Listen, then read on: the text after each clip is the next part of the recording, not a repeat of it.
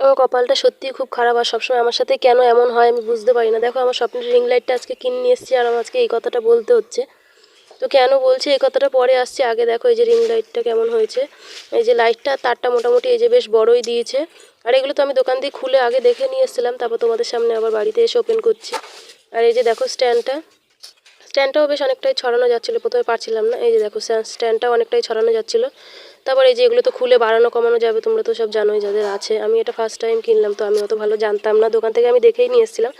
তারপর লাইটটা লাগিয়ে নিচ্ছে, দেখো লাইটটা লাগিয়ে তোমাদেরকে দেখাচ্ছি এটা কেমন জ্বলে। একটু টাইট দিয়ে নিলাম, নাহলে পড়ে যাওয়ার ভয় আছে, ভয় করছে, নতুন নতুন তো। আর কপালটা খারাপ কেন বললাম সেটা আগে বলি। আসলে কালকে এটা কিনে আনার পরে যখন আমি ভিডিওটা করতে যাব তখন দেখছি আমার ফোনটা চার্জ নিতে সমস্যা করছে, ফোনটা বারবার বন্ধ হয়ে যাচ্ছে। তাই ভাবলাম একটা জিনিস কিনে আনতে না আনতে আবার আরেকটা খারাপ হয়ে যাচ্ছে।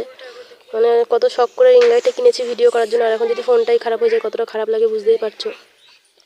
আর এই যে দেখো রিং লাইটটা পুরোটা কেমন হচ্ছে অবশ্যই জানিও, আর ভিডিওটা ভালো লাগলে একটা লাইক করে দিও, চ্যানেলটাকে সাবস্ক্রাইব করে